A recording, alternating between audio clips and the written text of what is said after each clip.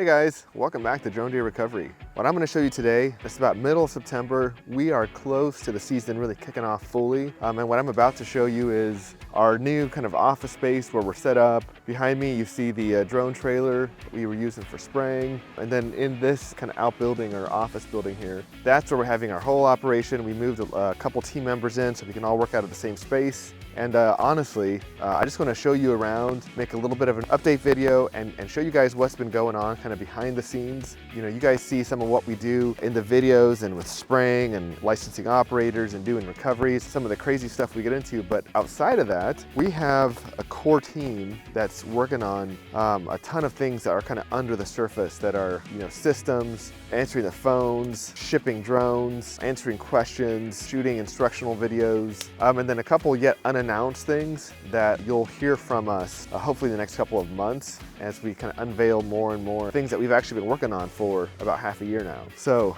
our whole goal, help guys transition from whatever careers they're in, full-time drone jobs. So what we're working on here at Drone Deer Recovery is setting up operators, guys who want to fly drones, building a business model where they can fly drones full-time and they can make a good income year-round flying drones. So Drone Deer Recovery is going to be a part of that, but then there's a ton of other avenues that you can use thermal drones that should create work through other parts of the year. And then with ag drones, if guys want to get into that, that's a whole other, you know, you can earn a year's salary, you know, 3 months of spraying as well. So that's what we've been working on. I want to bring you guys to kind of the ground zero here to kind of see everything that's been happening. And again, so this is September 15th. It's just a couple weeks before the season opens here in Ohio, a bunch of other states, a couple states that they've already opened in. So let me show you the office space that we have, how we have it set up. I think it'll give you a little bit of an behind the scenes look at what our team does here on a day-to-day basis. So let's check it out. How's it going, folks? Come on inside. This is our little, would it be makeshift office, kind of? Yeah, work in progress office. Yep, basically, you guys have shown so much support for this that we just kind of had to scramble around and find a place to, you know, put some desks and computers and storage and merch and drones and all that type of stuff. So thankfully, this property that is part of my home farm that I grew up, Dad built this big shop. And so yeah, we just started, you know, bringing stuff in here. Kevin has, this is kind of Kevin's setup here where we do a lot of the footage that you're watching right now will get dumped onto this, get uploaded to the cloud, sent to our editing teams all across, you could say all across the world. We got a couple different teams. We're gonna be having this as a station where all the batteries and the drones and stuff get charged. And then this section here, Karen works here, taking orders, packing merch, trying to keep things organized is what we're doing here. It's an open feel, basically, that way you're not sitting in a cube. This is also, I also do some stuff here, like review some of the videos that have been edited and then give feedback from there. This post here is actually something that was brought to our attention this week, and really our response is we reached out to the operator of this situation, and we also reached out to customer. Basically, there was a post made. The guy that made the post really targeted the technology because the operator said something in the lines of drones are better than dogs. I don't think that should be said. I do feel that there's a place for dogs in the hunting space. It's not going to be one piece of equipment it's going to replace everything or, you know, put dogs out of business. I don't think that's what we're here for at all. It is just another tool that hunters can use to recover a lost deer. One thing in this post is this individual that made this post said that our operator flew for 20 minutes, left and took the guy's money. That is not the case. The operator said that he flew 3 battery packs that he's aware of. I went through 3 sets of batteries. I remember specifically because I had to charge one extra set when I was driving to him. I had to charge it with the outlet in my truck. He spent at least an hour on the property with the client. So I spent an hour and a half on the property. He said, I appreciate your help. I don't think that buck exists anymore. And the client also said that he believes that he flew 2 battery packs. So between 2 and 3, that right there, 2 battery packs is going to give you a minimum of 45 minutes of flight time.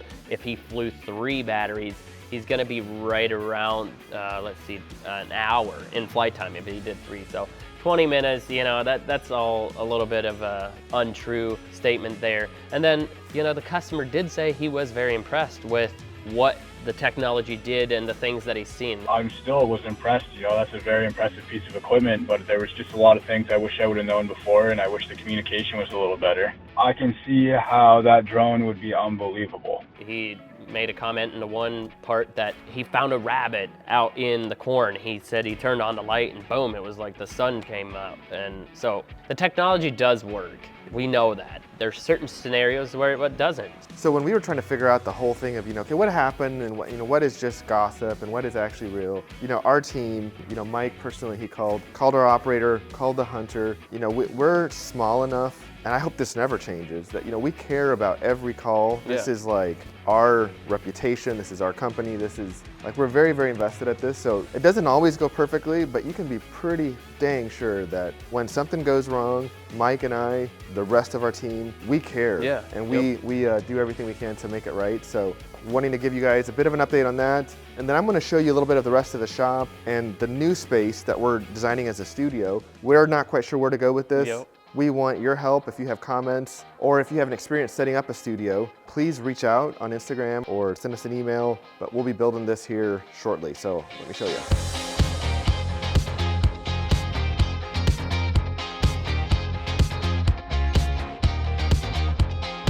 We'll actually just take that right out here. Oh, do we have drones? Thank you. All right, you have a great day, buddy. You too. We got back doing some ag stuff. If you guys haven't seen any of that, make sure to stay tuned because it is coming. This little device here on top of a matrice, super important. Got the Mavic. We're out of drones right now in the building, but supposedly there's like 15 coming, so hopefully we got that. We only got one more TV case. If you guys want to get into this, you better get your stuff ordered because it's going fast. I've already put this out on Instagram, but if you guys haven't seen it, it is a story that the Bowhunter magazine did on drone deer recovery. Nice article that they wrote for us. I mean, it's really put together well. CJ wrote it for us. If you guys haven't, make sure to go read that story or get your copy of the Bowhunter magazine. I guess it's the #1 bow hunting magazine. When the hunter called in, he was convinced that his buck was in fact in cornfield. He definitely focused on the cornfield because that is what I asked. But then there was comments along the lines of, with thick tree canopy, we're super limited on what we can see underneath it. If there's holes in the canopy, I can see the floor, but it's like there were no holes in the canopy. So on the public relations side for our guys that were taking the phone calls is they should have informed him if it's not in the fields, then searching in forests will be super, super hard. That's one thing that we messed up by informing him. In early season, when the leaves are still green, if your deer is in a forest, it's going to be very, very difficult to find it. This situation, the hunter did say that he was truly convinced that it was in the field somewhere. That probably had some type of lead into going ahead with the surge. Yeah, and Mike, we would say that, like, by and large, we have videos on our channel of early season stuff. We have videos of not being able to find deer. Yeah. What our job is to like make the hunter aware of the difficulties, just a real evaluation of what we think is going to happen. Yeah. And it's been having the season open in Kentucky. It's a lot earlier than here in the state of Ohio. It's a lot earlier, but it's been really good kind of warm-up practice for operators. Our team, we're stress testing some of the software that we've developed. One of the frustrations that this hunter had was it took a long time for the operator and the hunter to be connected. So we've made changes to the system so that now, as soon as your job is assigned to the operator, you instantly will get his phone. You'll get the phone number so you can text him directly. And even if he's not able to come out until that evening, you can at least be in direct contact with the guy that's going to come out and fly for you. Yeah, because that was one of his biggest complaints, was how long of time went past from the time he put the request in and then got the contact for the operator. So yeah, there were just a few things that we have to work at getting better. To all you dog trackers out there, this is not bashing you guys whatsoever. I mean, yes, I give my opinion when I'm flying at times, and I say that when I am flying, that this is better than dogs, but that's just my opinion. That doesn't mean that everybody has to think that way. And different scenarios, right? Like, every scenario is different.